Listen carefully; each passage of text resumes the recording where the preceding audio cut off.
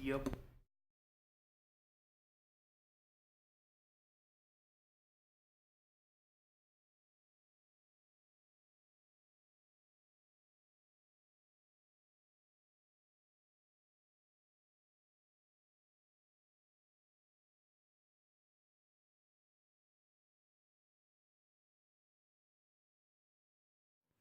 Well, here we go. I am, my light on? No. Oh, fuck it. I'm done stripping. Once I'm done with this clip here, I'm going to put down all my etching fluid and start the preservation. Not as much bondo here as there was on the top, but I do have some areas that I'm going to have to start filling in here. Slight repair there.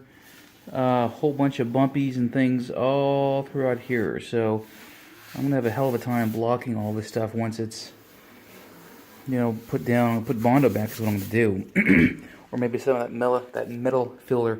I'm not sure what I'll use yet, but so some bumpies there, divots, holes, whatever, not holes, but concave sections. Some here, it's easy to see, a little bit there, a little bit there.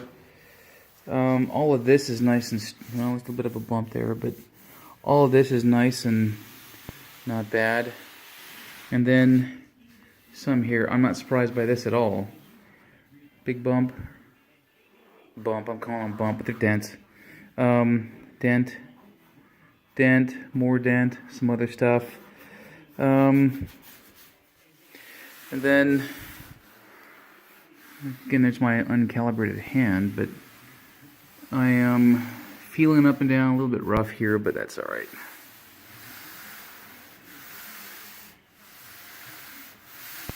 Yeah, a little bit of a divot here. So I'll be making great use of a lot of blocking powder, or blocking paint. It's just a skin that you put on, block it down, and then the highs and lows, mainly the lows, are revealed. Yeah, so again, that's not bad. Some issues back here. Of course, some rust pitting from all that. Not bad, not bad, not bad. And yeah. So I got most of the bondo off when I stripped it, but there's always some that's left, or there's always something that's sort of hiding behind. And I haven't found anything that horrifies me, terrifies me, grosses me out, or whatnot. So have some there to do. Again, I'm undecided whether I'll use filler, plastic filler, or that stuff that's more like metal. That stuff that's more like metal is expensive. Very expensive. And yeah, so again, like I say, once I'm done, gonna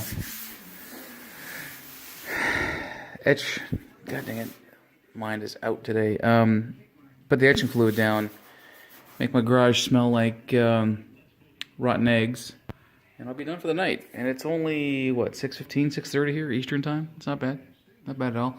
This took me all of 20 minutes, I think, really, just to get it all down. This is the area here, the back, that I spent a lot of time with a lot of strippers. So I did things the easy way first, and I didn't do it up there, so it's alright.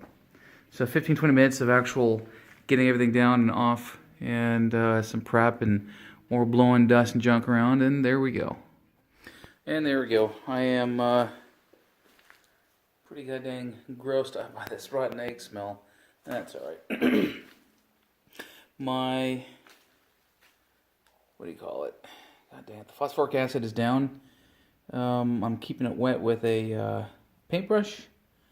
You can see that some of this rust has already started to kind of disappear.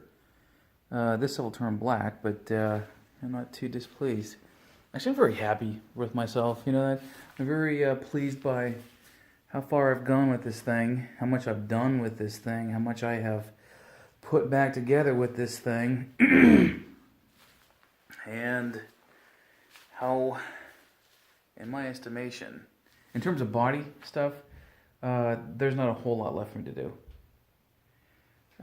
Some of the repairs and some of the filling, it'll take a while here, especially.